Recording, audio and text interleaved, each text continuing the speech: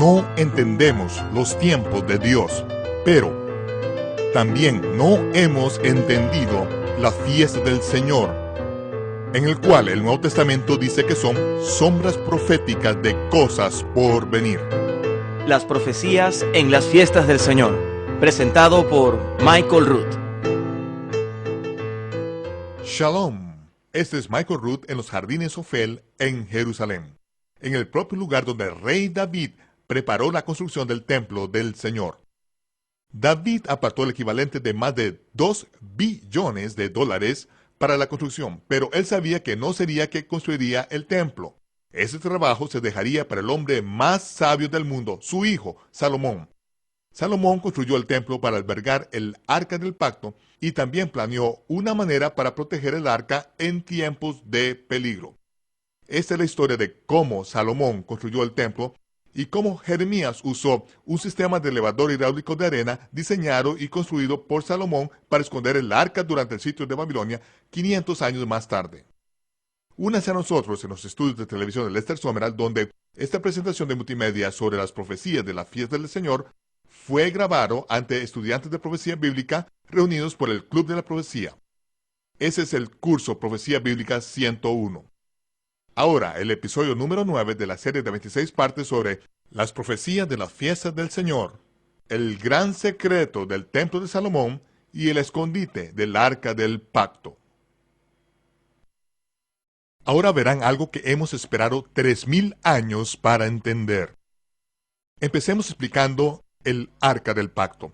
Es una caja de madera de acacia cubierta dentro y fuera de oro, y tiene 4 aros en las 4 esquinas, a través de los cuales pasan 2 varas que llevan 4 sacerdotes. Lo único que quedó fueron las tablas de piedra al llevar el arca al templo de Salomón. Una vez dentro del Kippur, la cubierta o propiciatorio iba sobre el arca, y la cubierta es similar a esta. Hay una serie de versiones artísticas y han pasado miles de años desde que fue vista. Por eso pueden ver unas 50 diferentes versiones en la ciudad de Jerusalén. Muchos en este país han visto la película En busca del arca perdida y es la imagen que muchos tienen en su mente. El único lugar que conozco donde se puede ver una versión exacta del arca del pacto con los ángeles en pie en cada esquina del propiciatorio es en la serie de videos de instrucción Tiempo hasta el séptimo milenio, en el que yo levanto una réplica de la espada de Salomón del rabino Robert Benbow, descendiente de fabricantes de armas británicos. Dicha espada fue fabricada en España por judíos sefarditas. Vemos el propiciatorio y la cubierta unida con los ángeles. El ángel en este lado cubre con un ala la parte de delante de su cuerpo. El ala trasera va sobre la parte de atrás y con la mano tiene la cubierta del propiciatorio. El ángel al otro lado, ante él, mira en la misma dirección. Se unen las alas formando la parte de atrás del trono de Dios. Es literalmente el trono de Dios en la tierra. Y es el aspecto que tiene el arca del pacto, según los testigos. Un artista profesional trabajó conmigo mientras hablamos de estas cosas y trabajamos por horas y días en esta representación antes de morir Ron Wyatt. Así que Dios le dijo a Moisés, construye el arca tal y como te he dicho, y después nos veremos cara a cara. Es allí, ante el arca del pacto, donde el sumo sacerdote iba una vez al año, el día de la expiación. Ponía un brasero del incienso encendido ante esa nube de gloria y luego, con el índice, lo mojaba en el cuenco de sangre y lo rociaba 7 veces en la parte este del arca del pacto. En la parte este, nunca en otra parte. Una vez al año, el día de la expiación, el día más sagrado del año. Si preguntamos a los rabinos, ¿por qué 7 veces en la parte este? No se sabe. Pero sabemos que cada detalle de las fiestas es parte de las imágenes de la sombra que debe cumplir el Mesías. Vemos la cúpula de los espíritus en su lugar, relacionado con el templo de Salomón. Y aquí la cúpula de los espíritus, al ver esa roca allí abajo, Verán que tiene una forma nada corriente comparada con otras rocas arriba. Verán que a cada lado han sido metidas en los lados de manera única. La base cubre una gran parte de los lados de la piedra, aunque esta es más grande que la cúpula de los espíritus. Vamos a mirar desde arriba y quitando la cúpula. Ahora quitaré las columnas y las piedras de la base, y lo que queda es una enorme piedra con lugares clave en ella, y este es su lugar en relación con el templo de Salomón. Como ven, está en el lugar santísimo del templo de Salomón, justo en este lugar. Respecto al templo, recordamos que David fue quien reunió todos los materiales para construirlo. Pero fue preciso el hombre más sabio del mundo para hacerlo. La escritura dice, Salomón tuvo afinidad con Faraón, rey de Egipto, y tomó a su hija, la trajo a la ciudad de David hasta que hubo construido su propia casa y la casa del Señor. Siendo Salomón el hombre más sabio del mundo, sabía que no tenía que volver a inventar la rueda. Y la única máquina conocida en ese tiempo era la palanca. Los egipcios dominaban la construcción con palancas e hidráulicas de arena. Salomón tuvo afinidad con Faraón, rey de Egipto. La palabra afinidad en hebreo es un acuerdo secreto que debe sellarse con el matrimonio para guardarlo y mantener la información en la familia. Por eso Salomón tuvo que casarse con la hija de Faraón, que sin duda sería un buen partido. La trajo a la ciudad de David y ella no se fue hasta que él no acabó de construir la casa del Señor. Siempre que la Biblia menciona el matrimonio de la hija de Faraón con Salomón, tiene que ver con la construcción del templo. Vean cómo se revela este enigma. Estamos en Egipto, en camellos de alquiler, con la gran pirámide de Giza al fondo. Mi hija mayor, Lee, tiene su mano sobre los grandes tapones de granito rojo en la gran pirámide de Giza. La razón por la cual fuimos allí es porque algunas de estas cosas tienen un gran significado. Es porque hay algunas claves en la gran pirámide de Giza que nos permitirían entender algunas de las técnicas que fueron usadas cuando Salomón construyó el templo, conforme vamos viendo cómo se desarrolla el resto de la imagen. Sabemos que el tabernáculo en el desierto era de 30 coros por 10 coros. El lugar santísimo era de 10 por 10. Vemos la manera en que el arca del pacto encaja en el lugar santísimo, donde no había espacio de sobra. Pero el templo de Salomón medía 60 coros por 20 coros y el lugar santísimo 20 por 20. Vemos que el arca del pacto quedaba empequeñecida por el lugar santísimo, pero el lugar del arca en el interior del santísimo era realmente extraordinario. Algo que verán ustedes al desarrollarse. Eso se realiza con un programa vector de computadora y todas estas líneas se describen matemáticamente. De modo que van ustedes a ver el lugar y cómo funciona esto. Según dicen las escrituras, el rey Salomón hizo venir y trajo a Irán de Tiro por ser un trabajador del bronce. Irán poseía una gran sabiduría y entendimiento, así como destreza trabajando el bronce. Ese es el mismo Irán que los masones llaman Irán Aviv. Masones, al menos desde el punto de vista filosófico, vuelve a la albañilería o construcción del templo de Salomón, que es la albañilería a la que el nombre masón se refiere, y en la que Irán representa un papel clave. La escritura dice que vació 2 columnas de bronce, cada una de 18 coros de altura y 12 coros de circunferencia, de modo que eran 12 coros en circunferencia, y además hizo 2 capiteles o capitales de fundición de bronce para colocarlos sobre las columnas. La altura de los capiteles era de 5 coros, muy importante, 5 coros de capiteles. Aquí vemos las columnas que usan el codo egipcio real, mediante el cual se medía todo en la época de Salomón. Podemos volver a los hallazgos arqueológicos y verlo, que eran de una altura de 30.93 pies, 18 coros. Era de 6 pies y medio en diámetro. Estaban huecas, de un palmo de ancho de grosor del muro.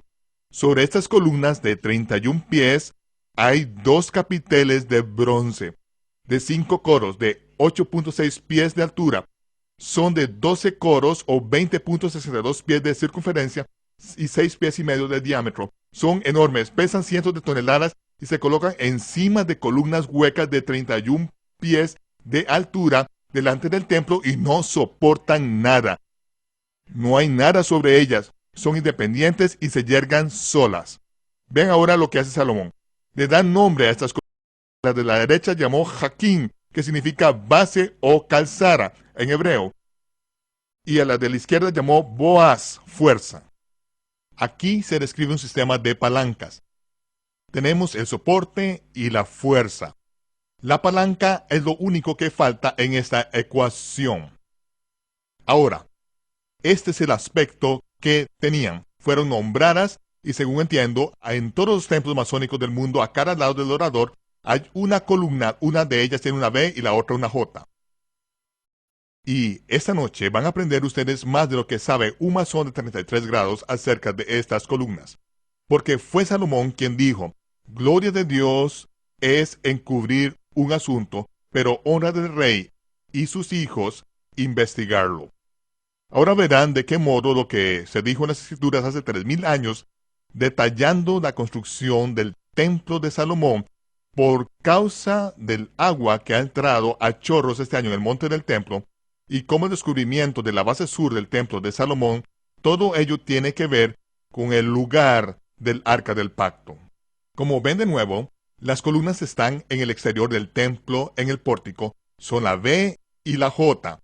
Aquí a la punta derecha está el altar de bronce, luego vemos el mar de fuego y de bronce, el lavacro de bronce, y también las columnas del pórtico.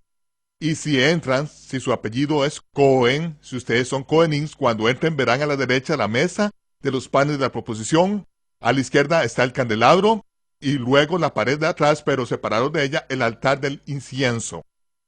Y ahora, colocamos en su lugar el arca del pacto.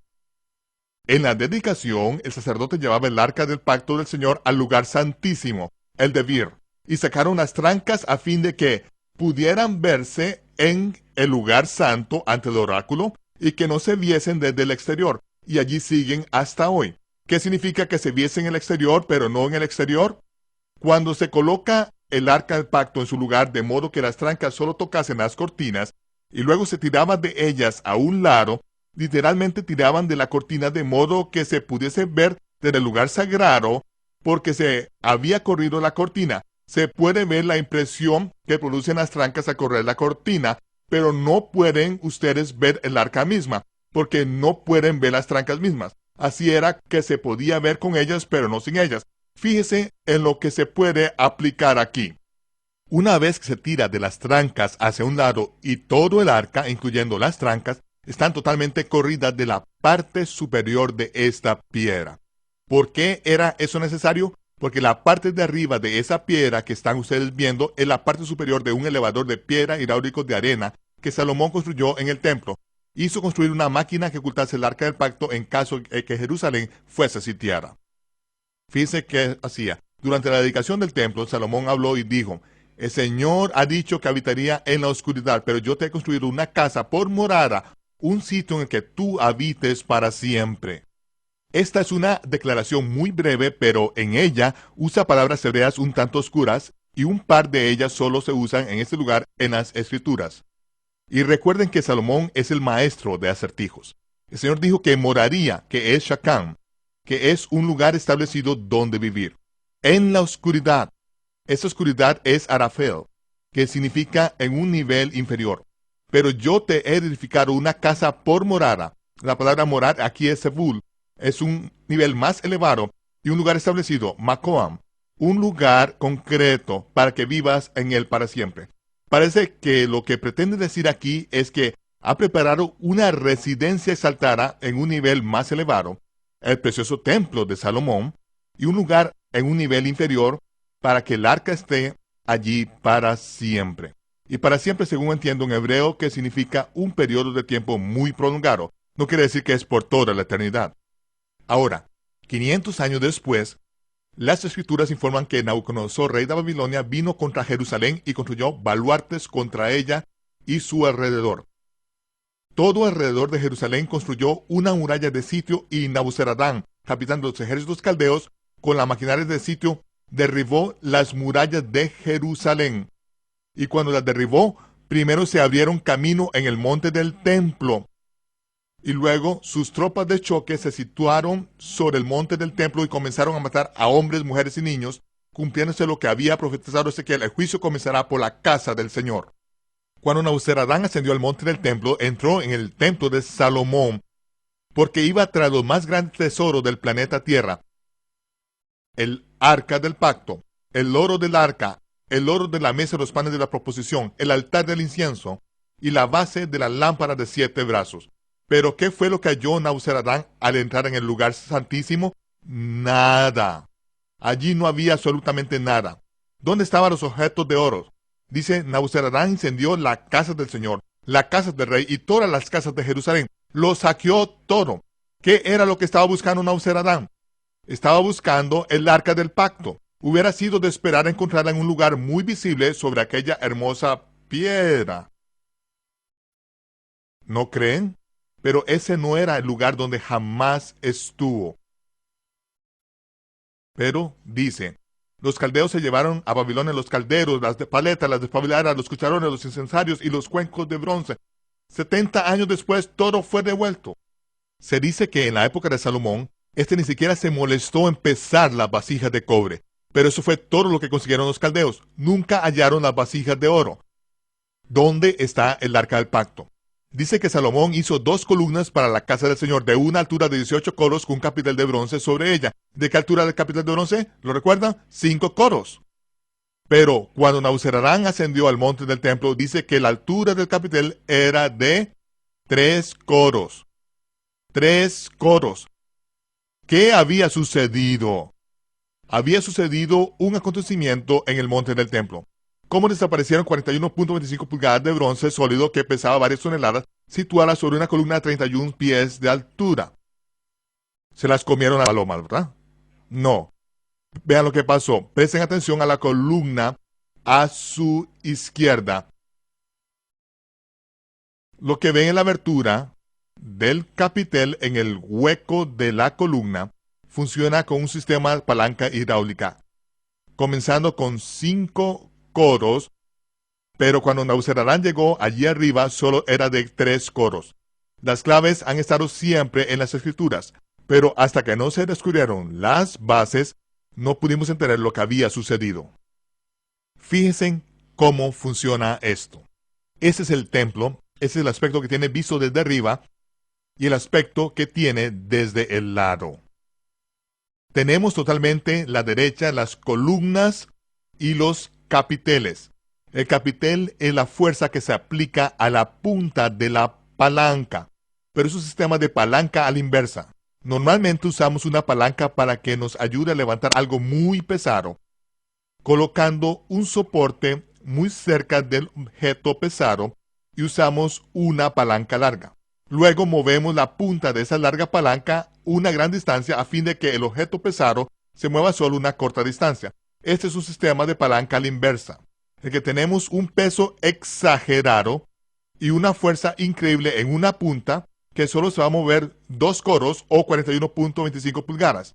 Pero podemos medir exactamente la distancia a que se encuentra desde el centro de la columna al centro de la piedra y saber que con una viga de 68 coros y usando un soporte de 3.14 a la distancia de la viga, podemos levantar un elevador en la otra punta a más de 8 pies de altura, haciendo posible que se levante totalmente el elevador, de manera que el arca del pacto y la menorá más alta puedan encajar en su lugar.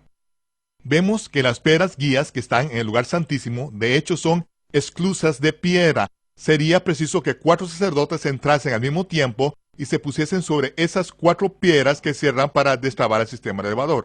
Si no tuviésemos un amortiguador, el peso de los capiteles se dispararía al bajar el elevador por encima del tejado del lugar santísimo, lo cual hubiera sido muy anticlimático en medio del sitio de Nabuzaradán.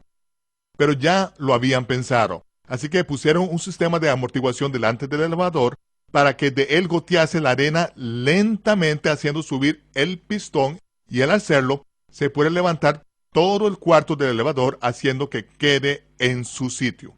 Vemos en 2 Macabeos capítulo 2 versículo 2 y siguiente que Jeremías y varios de los sacerdotes fieles, habiendo sido advertidos por el Señor en una visión.